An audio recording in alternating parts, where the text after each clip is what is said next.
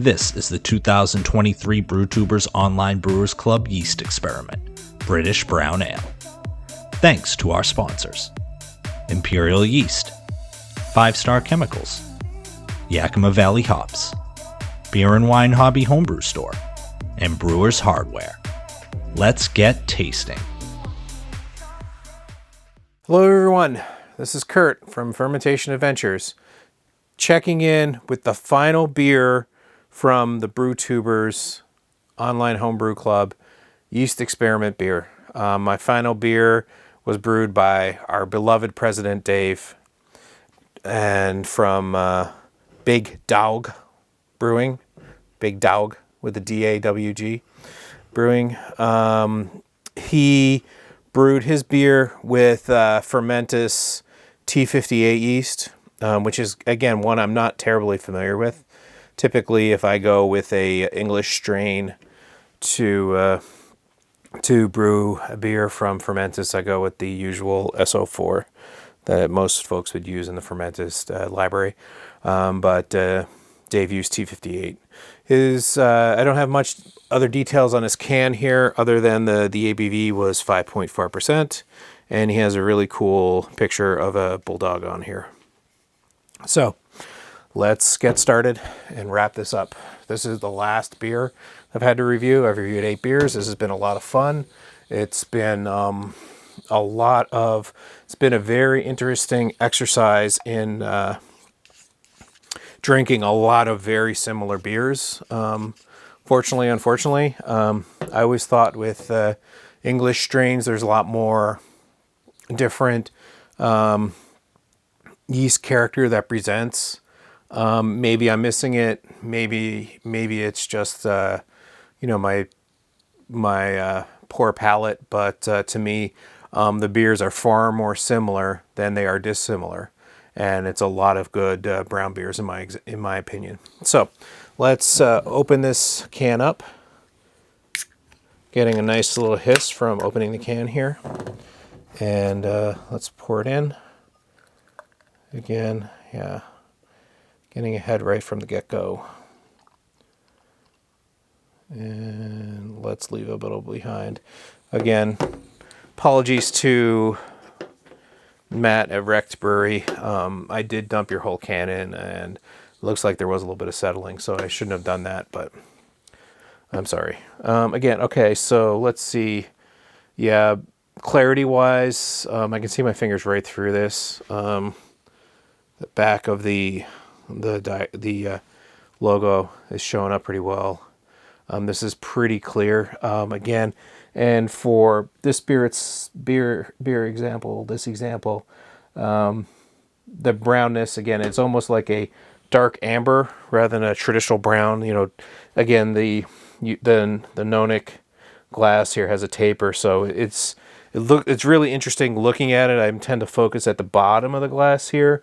It looks more amber, again, more around the top, where there's probably a difference of the edge of the table as well. It looks, depending on the background, it looks more like a dark brown color. But overall, and holding up to the light, it is probably a light brown, very dark amber, very similar to the other examples from the rest of the club.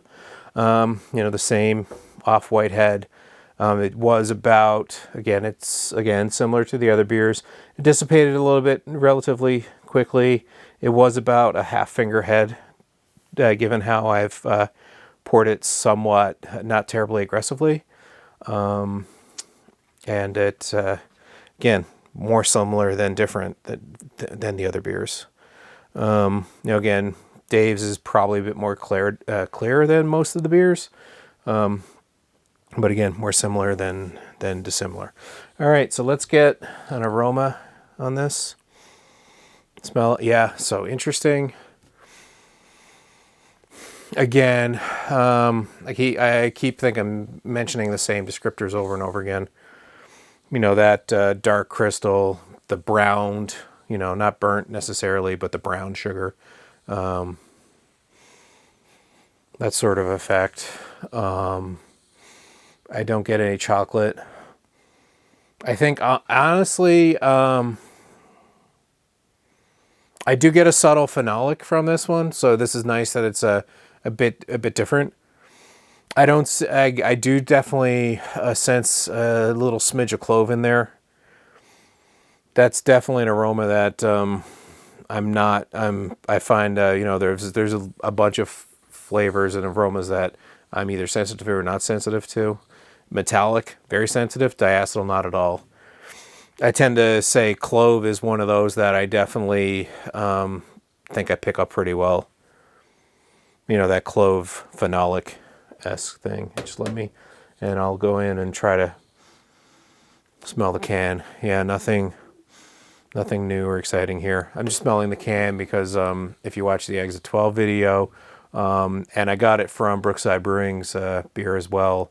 After the can was sitting there for a little bit, I sniffed the can and I got this really, really nice, pleasant chocolate note waft up from the can, and none of the other kind of dark lightly toasted aromas wasn't really present. It was like a chocolatiness that I didn't get from a lot of the beers.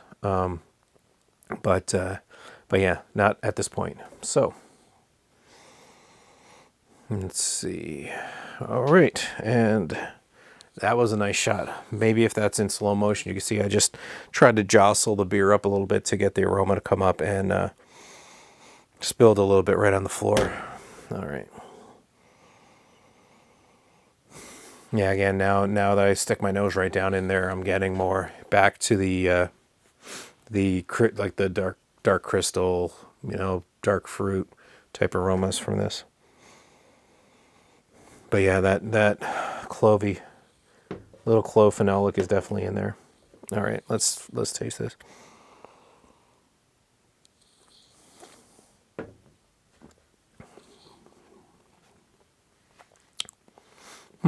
Okay, it's interesting. Definitely get the clove in there. The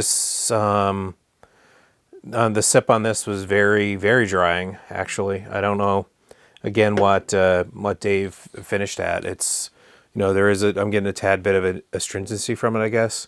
Taking a sip just dried everything right out of my tongue at the end.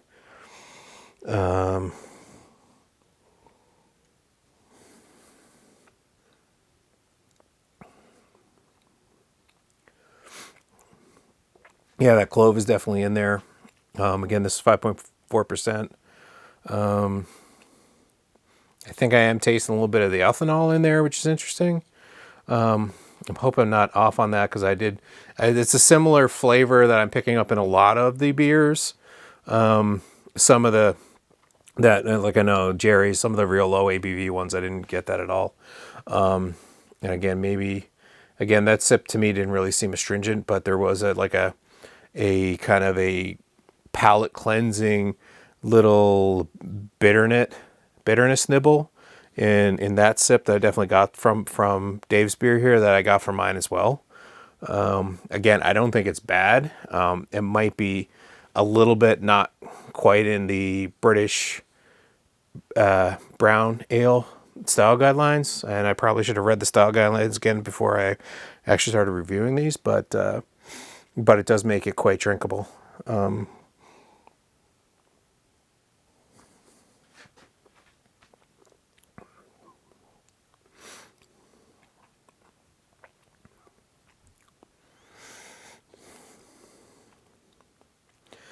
Yeah, and I don't know what else to really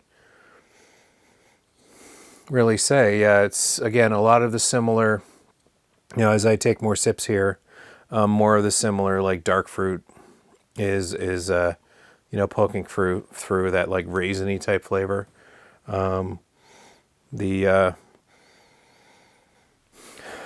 now I smell it after taking a few sips and maybe opening up the beer a little bit more in the glass. I do get a little bit of a chocolatey note from it, which is nice.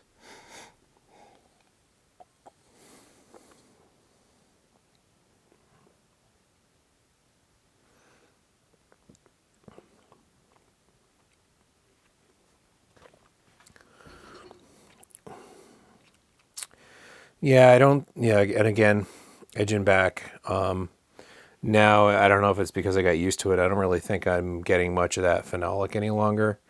Hop flavor, I'm not picking up anything I would consider a hop flavor in this. Like I said, there is the little bit bitterness in the finish, which I kind of actually like. Mouthfeel wise, I don't really think it's creamy. I know my first sip, I was saying it was the astringency was probably, edging towards a medium, not a medium, like a mid between a low and a medium astringency. Now, after I'm drinking more of it, I don't really get that same effect any longer.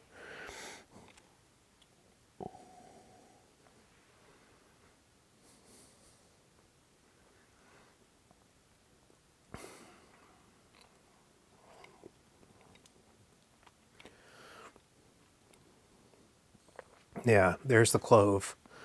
Again, I don't know if the clove phenolic is really appropriate for the style or not. It's not bad. I mean, I don't brew a lot of Belgians because some of the yeast really throw out off a lot of like this cloviness. I mean, this, I can tell it's in there, but it's not really, it kind of really makes the beer more interesting than not. It basically, what I'm trying to say is it kind of adds to the beer expression than detracts, in my opinion. Again, for me, sitting here just drinking a beer on a Saturday night.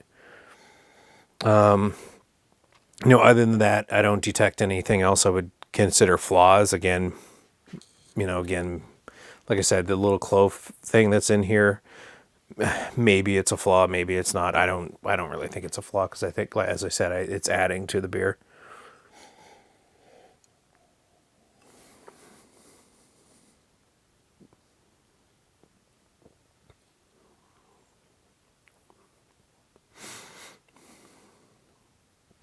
Yeah, it's in there. All right, and I think that's it. Again, interestingly enough, I don't really taste anything in there that I would say this is necessarily a hop flavor. The finish is somewhat, for this style, edging towards the dryness a little bit. The balance overall is definitely more on the malty side. There is, a little bit of bitterness in there, but I think, for example, when I talk about how some of these beers are finishing a bitter for the style, mine was probably the tops of any of the ones I tried. Which again, for me, maybe not style appropriate, but it made a very easy beer to drink. Carbonation was great. It wasn't warming by any means.